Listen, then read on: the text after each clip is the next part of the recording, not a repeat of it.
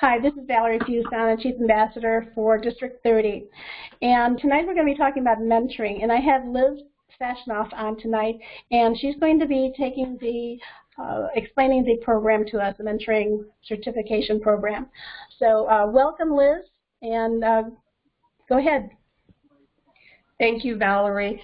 I want to say that it's great that we have this opportunity to talk about mentoring. We've had the opportunities in our CL manuals, informally.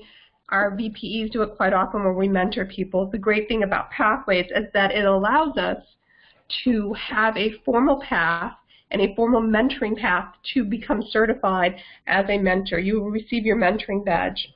To make sure that people have enough background, not only in Pathways, but have had enough success in Toastmasters, the mentoring path does not open until after completion of Level 2. So how it works at Pathways is once you've had your Level 2 approved by your Basecamp manager, you will receive on the Basecamp homepage suggested trainings. When you click on the link that will say Mentoring Path, then the mentoring path will become available to you. The mentoring path is absolutely free. There's no extra charge once you've completed a Level 2 in any of your paths. The last speech in Level 2 is actually a brief introduction to mentoring that talks about being a protege. So it prepares you to be able to do that. When you open the mentoring path, there is 4 projects in the mentoring path. Please make sure you know ahead of time and that you let people know that the mentoring path is actually a small time commitment, a larger time commitment than some of the paths that you can go through. There's training to teach you the difference between coaching and actually mentoring. Because we all know there is a difference, and the Toastmasters path, project number 1 in the mentoring path, will go through that. You will go on to completing more training on the different things that you want to get out of mentoring, as well as what your protege would want to get out of mentoring. The third project actually in the mentoring path is the first time that you actually will mentor someone. And this is your opportunity to do a short-term mentoring assignment, meaning that you can mentor a new person, any existing Toastmaster, for 1 speech. So when you do that, you would meet with them, figure out how it goes through. There are tips, tools, tricks, everything is available in Pathways, as I call it. I have completed project number 3 in the mentoring program, which is coaching someone for 1 speech. And when you do that, and you put everybody on for 1 speech, it gives you an opportunity to practice your mentoring skills prior to mentoring someone for the long-term project, which is what I'm currently working on, which is the 4th one in mentoring. The 4th project in mentoring is a 6-month commitment, so make sure you are available to make that commitment to a protege.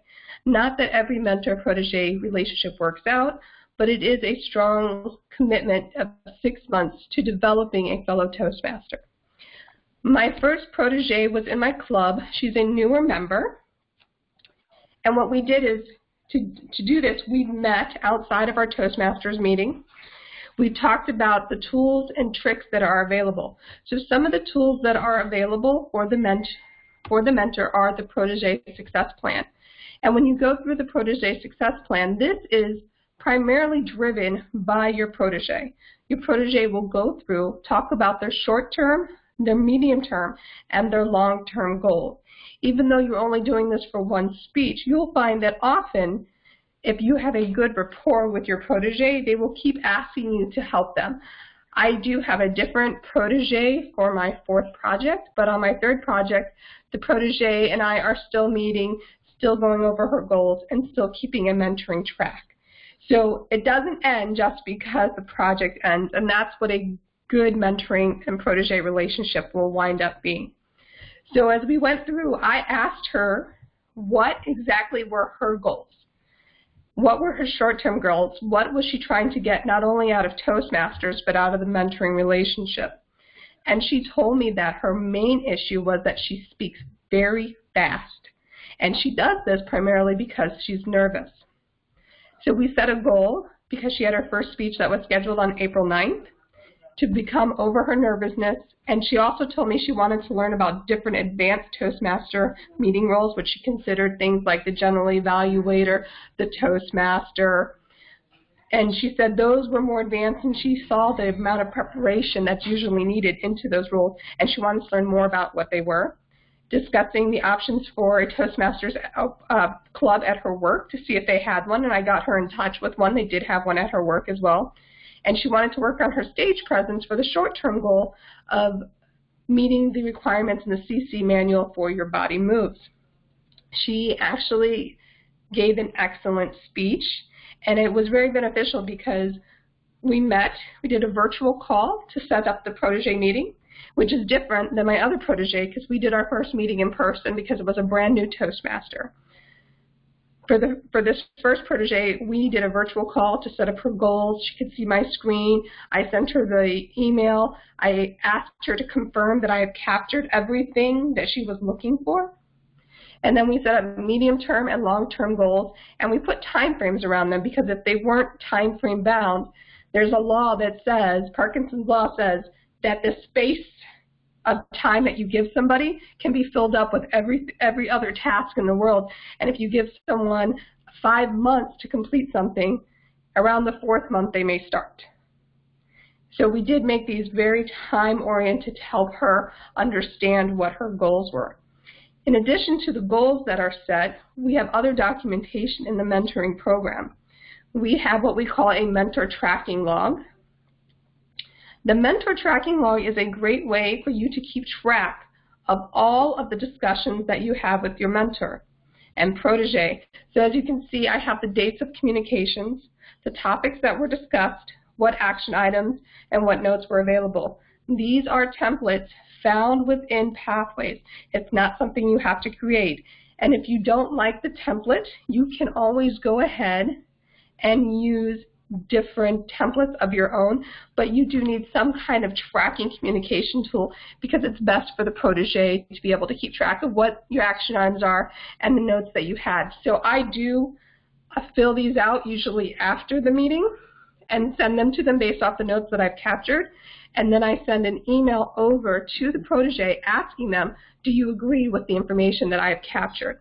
And then I do it for every subsequent meeting that we've had. So you see the first call was on the 29th of March, and then we actually met in person, reviewed her goals, actually went through her speech that she delivered on the 9th of April. On the 6th of April, we met at a library, got a little study room so she could practice her speech and her body movements.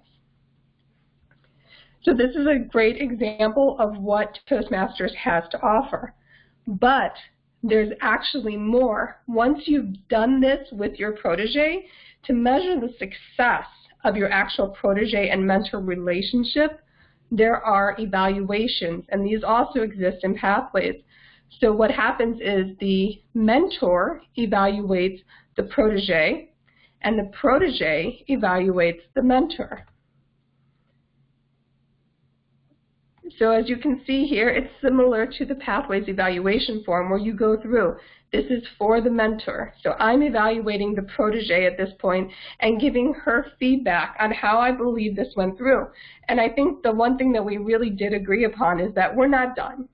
We're going to continue and work together even though it's not part of this program for me to have to continue with her, but we did have such a great rapport, and I think that she benefited greatly from it. She even won our club's award that night. It's called our Sparky Award because she had a great speech and everybody was entertained by it. The same exact templates are available in the 4th project for the 6-month mentor-protege assignment, and I just want to say that the templates are actually in Pathways are great. They help a lot, and I hope everyone decides to use them. What I want to convince everyone is in the benefit. I know that some people at this point, we are only 2.5 months past launch, have not gotten far enough to be mentors in Pathways, but that doesn't mean for any reason that mentoring should be stopped or not exist. At this time, you may have people working in their CL manuals and they need that 3 speeches for their CL manual, whether it's an existing or a new member, people who are still working on getting their DTM, if they haven't already mentored somebody for their first 3 speeches. Don't let the fact that we're now in the Pathways Mentoring Program alter the fact that mentoring should still go on. There's benefits to the CL program, there's benefits to the Pathways Mentoring Program, and there's also benefits to informal mentoring. Whatever we can do to help our people, I think we should do. And just because I've been a Toastmaster now almost 2 years doesn't mean I don't benefit from the mentor-protege relationship as a protege myself. We all have things we want to work on, and I myself have a mentor. It's informal mentoring that I work with within Toastmasters to get feedback on anything that I'm trying to present as well. So I think that it's really great for people to get involved in this mentor-protege topic, and I want to see everyone just trying to embrace it.